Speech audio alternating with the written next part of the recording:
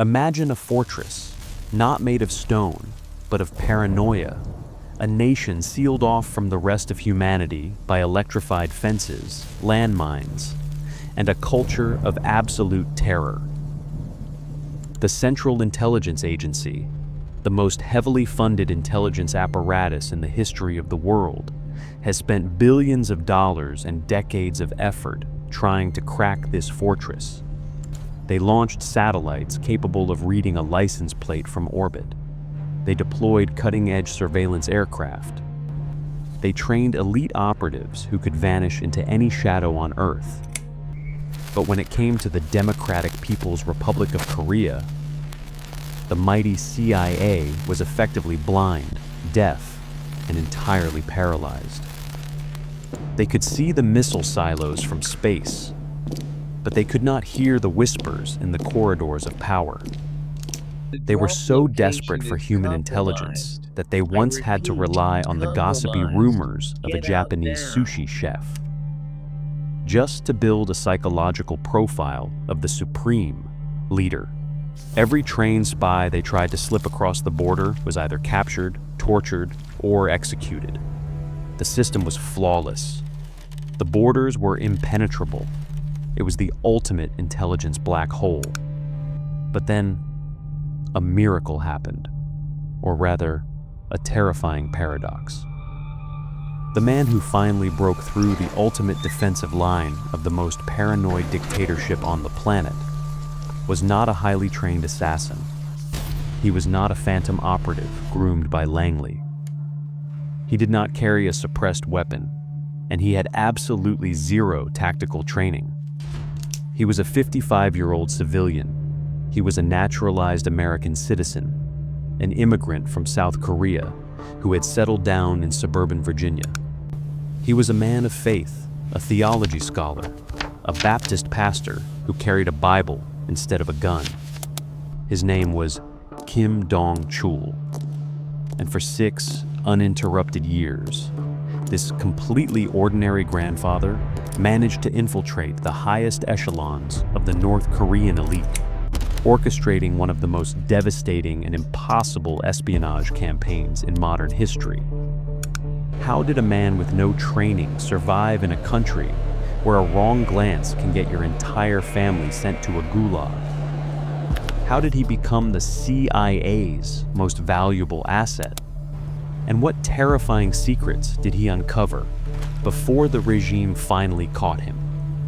To understand the sheer magnitude of what Kim Dong Chul accomplished, you have to understand the environment he walked into. North Korea is not just a country, it is a psychological prison camp, stretching across 120,000 square kilometers. The state controls everything. The state sees everything. There is no internet, no private telephone networks, no freedom of movement. Your neighbors are paid to watch you. Your children are taught to report you if you speak ill of the supreme leader in your own living room. The secret police are omnipresent, lurking in every market, every hotel, every train station. It is an environment designed to crush the human spirit and detect anomalies with ruthless efficiency. If a foreigner enters the country, they are assigned minders who follow them 24 hours a day. Every hotel room is bugged. Every conversation is recorded. Any deviation from the approved itinerary is considered an act of espionage. The penalty for espionage is not a trial. It is a one-way ticket to a forced labor camp, where an estimated 200,000 political prisoners are currently starving to death, digging their own graves in the frozen earth. It is a place where fear is the only currency that matters. The American intelligence community knew this perfectly well. They knew that sending an operative into Pyongyang was a suicide mission. There were no extraction teams standing by. There was no diplomatic immunity. If you were caught, you would simply vanish into the dark, and your government would disavow any knowledge of your existence This was the impenetrable wall that stood between the free world and the nuclear ambitions of a rogue state. But Kim Dong Chul did not try to sneak over the wall. He walked right through the front door. Born in Seoul, he had lived the classic immigrant success story, moving to the United States in the 1980s, earning his citizenship, and dedicating his life to his faith. But in the early 2000s, he felt a calling to help the desperately impoverished people of North Korea. He moved to the Chinese border, doing missionary and aid work. Through family connections, he managed to do the impossible. He secured an invitation to enter the Rason Special Economic Zone, a small, heavily guarded area where the North Korean regime was experimenting with foreign investment. Kim took his entire life savings, $2.6 million, and bet it all on a massive gamble. He built a hotel in Rason. He created jobs. He donated medicine and food to the starving local population. He played the part of the benevolent, wealthy foreign investor perfectly, and the regime loved him for it. He became the ultimate Trojan horse. He was so trusted, so deeply embedded in the local economy, that he was personally commended by the government of Kim Jong Il. Not once, but multiple times. He was the only American citizen living a sanctioned, open life inside the Hermit Kingdom. He dined with party officials. He rubbed shoulders with military commanders. He was a ghost, hiding in plain sight. And that is when Washington noticed him. In 2009, the CIA and South Korean intelligence realized they had accidentally stumbled upon the holy grail of espionage. A legal, deeply trusted American citizen living behind enemy lines. They arranged a secret meeting with Kim during one of his supply runs to China. The intelligence officers did not sugarcoat the reality. They told him they needed an antenna, a human listening post inside the black hole. They asked him to turn his life into a lie, to betray the trust of the very officials he dined with, and to actively steal state secrets. They warned him that if he accepted, his life would become a high-wire act over a bottomless pit. If he fell, no one would catch him. No special forces team would kick down the door to save him. He would be tortured until his mind broke, and then he would be executed. It was a terrifying proposition. But Kim Dong Chul looked at the starving children on the streets of Rason. He looked at the brutal oppression of the regime, and he felt a profound sense of duty. He believed that exposing the truth was the only way to help the people he had come to serve. He said yes. He agreed to become the eyes and ears of the free world.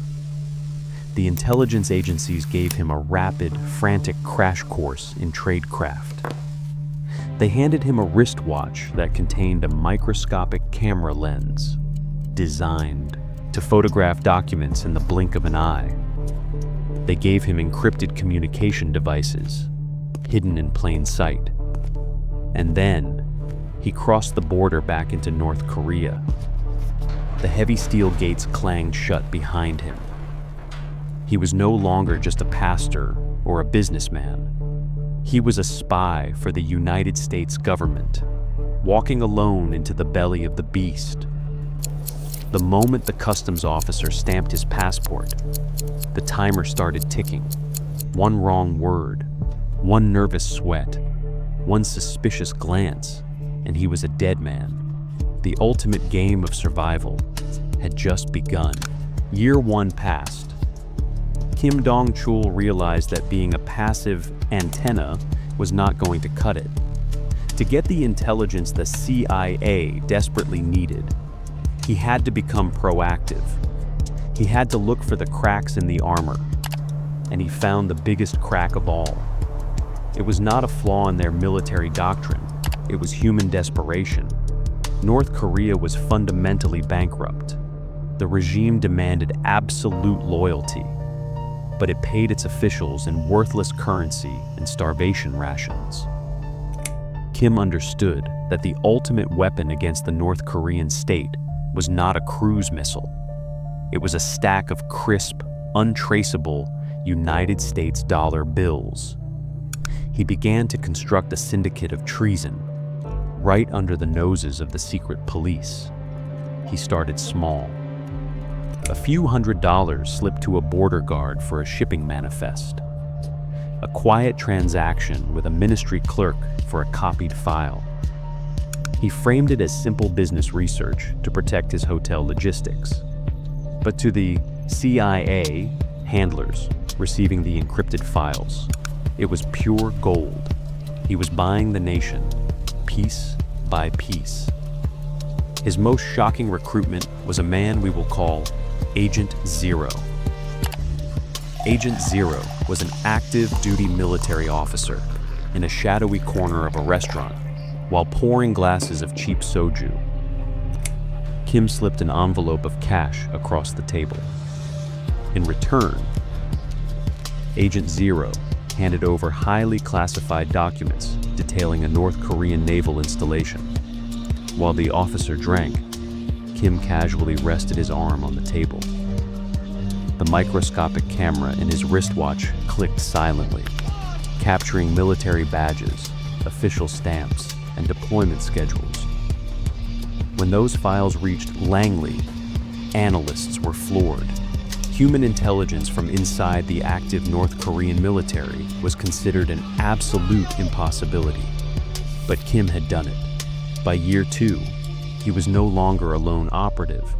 He was a spy master, running a network of assets.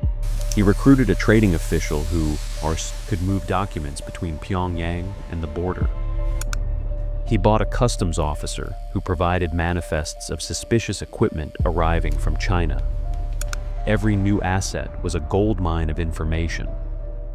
But every new asset was also a loaded gun pointed directly at Kim's head. The more people who took his money, the more people who knew his secret. If just one of them got greedy or got caught, the entire network would collapse like a house of cards. But the CIA was ravenous. Around 2011, Washington gave Kim an assignment that bordered on madness. They wanted physical proof of the North Korean nuclear weapons program. Whispers and blurry satellite photos were no longer enough. They needed something tangible from the most heavily guarded facilities on the planet. Through his web of informants, Kim identified a scientist working deep within the regime's nuclear research sector. Like everyone else, the scientist was desperate for hard currency to feed his family. Kim orchestrated a transaction that could have triggered an international incident. In exchange for a massive sum of money, the scientist smuggled out a small, seemingly innocuous object. It was a zinc ingot. But this was not ordinary zinc. It was 99.999% pure zinc, stamped with old Soviet Union markings. High-purity zinc is a critical component in the manufacturing of nuclear warheads and advanced missile systems. Kim had just purchased a physical piece of Kim Jong Il's nuclear arsenal. He hid the ingot in his luggage, smuggled it across the Chinese border, and delivered it into the hands of American intelligence. The Pentagon was utterly astounded. A civilian hotel manager had just pulled off a heist that the world's most elite spies could only dream of. But as the years dragged on, the psychological toll began to tear Kim apart. He was living a schizophrenic existence. By his 5th year in the country, he was managing a half-dozen North Korean informants. Every single day was a masterclass in deception. He had to lie to the local officials. He had to lie to his business partners. He even had to lie to his own wife, waiting for him back in China. She believed he was simply a dedicated businessman and a generous missionary. She had no idea she was married to the CIA's most valuable asset in Asia. The paranoia became suffocating. Every morning, Kim woke up in his modest quarters at the Tumong Hotel, his heart hammering against his ribs. He wondered if today was the day the secret police would kick his door off its hinges. Every time a siren wailed in the distance, his blood ran cold. He was entirely alone, navigating a minefield blindfolded. The stress was apocalyptic. And then, the cracks began to show. The regime's counterintelligence apparatus was slow, but it was relentless. They were always watching foreign businessmen. Over time, subtle anomalies in Kim's behavior started to form a pattern. Perhaps an informant noticed that the American asked too many questions about a nearby naval base. Perhaps a security officer realized that certain military personnel were meeting with Kim far more often than necessary. They started quietly compiling a dossier. In the fall of 2014, the pressure finally caused Kim to snap, but not in the way anyone expected. It was a minor, mundane dispute that lit the fuse. While Kim was away, a local construction crew knocked down a wall of his hotel without his permission. The years of suppressed terror and silent rage suddenly boiled over. Furious at the blatant corruption and disrespect, Kim launched into a very public, highly dangerous tirade against the local authorities. He lost his mind. In a moment of sheer desperation, he threatened to disembowel himself in front of the sacred statues of Kim Il-sung and Kim Jong Il if the decision was not reversed.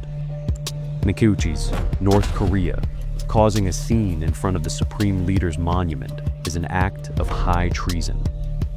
Threatening suicide is considered a crime against the state. Kim had essentially declared war on the local government. It was an act of absolute madness. He survived the outburst, but the damage was irreversible. That public display of defiance painted a massive glowing red target on his back. The Ministry of State Security stopped treating him like a quirky, generous investor. They started treating him like a hostile threat. The surveillance tightened. The invisible net around the Tumong Hotel began to close. Kim did not know it yet, but the countdown to his destruction had already begun.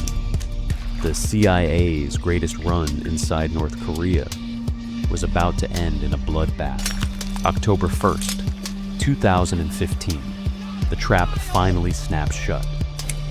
North Korea is preparing for a massive, grandiose celebration marking the 70th anniversary of the ruling Workers' Party. Foreign guests are invited, and Kim Dong Chul, as a long-term investor, is among them, despite the overwhelming heat of suspicion radiating from the regime. Kim makes the fateful decision to return from China. Perhaps he believes that showing his face will prove his loyalty and allay their fears. But the atmosphere has shifted entirely. The eyes following him are no longer just curious. They are predatory. After a seemingly routine meeting with a party official in the Rason zone, Kim steps out of a government building. His car is waiting. The air is tense. Just as he is about to climb into the vehicle, a familiar face approaches him. It is one of his own secret agents, a North Korean contact embedded deep within his network. But something is horribly wrong. This man should never approach him in broad daylight. They have strict, unbreakable protocols for covert communication.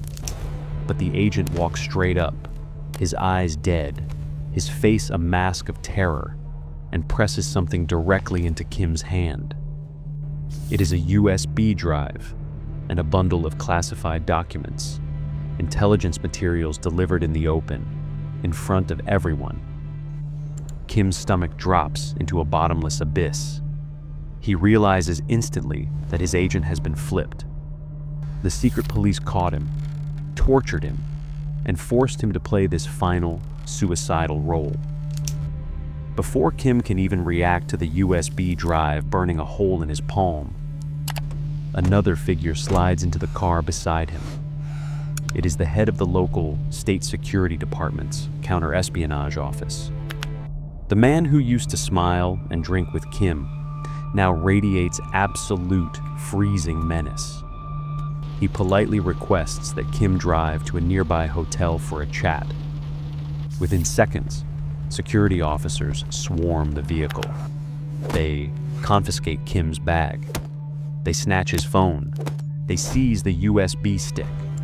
A blindfold is violently pulled over his eyes. He is shoved into a van. The engine roars, and he is swallowed by the dark. Kim Dong Chul, the CIA's most successful human antenna, is now a prisoner of the most brutal regime on Earth. The van carries him straight into hell. For months, Kim vanishes into the black hole of the North Korean secret police.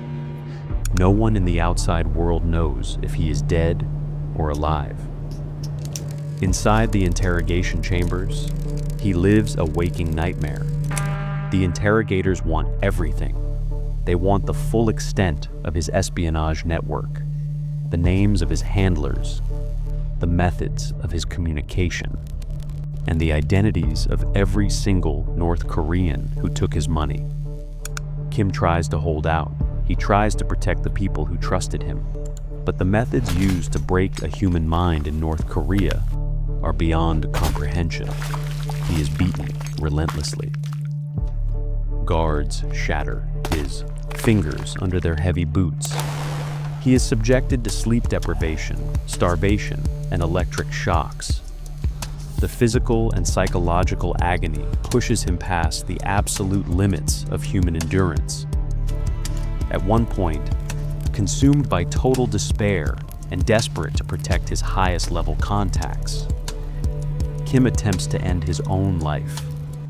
He tries to poison himself by inhaling toxic gas in his cell, but he fails. The guards find his unconscious body, drag him out, and douse him in freezing water.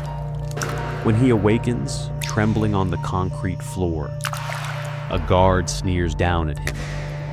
They tell him he is prisoner number 429, and he is destined to live a long life of suffering. He will not die until they give him permission to die. Ultimately, every man has a breaking point. Kim's mind and body finally shatter. In March 2016, he is dragged in front of state television cameras in Pyongyang to read a forced, humiliating confession. But the true tragedy happens behind closed doors. To save himself from being tortured to death, and to protect his most valuable military sources, Kim is forced to give up names. He surrenders the identities of 6 lower-level North Korean informants. The regime acts with merciless efficiency. Those 6 individuals are immediately executed by firing squad. The blood of the people he recruited is now permanently on his hands. A month later, Kim is sentenced to 10 years of hard labor and shipped to a prison camp. He is exposed to toxic chemicals, his weight plummets, and the permanent nerve damage from his torture leaves him unable to stand up straight. While Kim digs in the frozen mud, the world outside is changing rapidly. The geopolitical tectonic plates shift. In 2017, a new American administration engages in a volatile game of nuclear brinkmanship with Kim Jong Il. Then, a sudden diplomatic thaw begins. American diplomats aggressively push for the release of their citizens. On May 9th, 2018, after 31 months of unimaginable suffering, the nightmare ends. Kim Dong Chul is handed over to U.S. envoys on a Pyongyang tarmac. Within hours, he lands at Joint Base Andrews in the United States, an emaciated, deeply scarred shadow of a man shaking hands with the president. He is finally free. But the cost of that freedom is immeasurable. For 6 years, Kim achieved the absolute impossible. He built a human intelligence network where trust is rarer than gold. He handed the CIA the very secrets that shaped American foreign policy during critical years. He survived 2,190 sunrises behind enemy lines, outlasting the entire Korean War. The CIA could not do it. Special forces could not do it. But Kim Dong Chul did. Yet, the price he paid was catastrophic.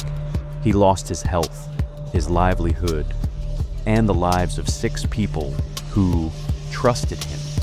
He calls himself the Border Rider, a man forever caught between 2 worlds, haunted by the ghosts of his past.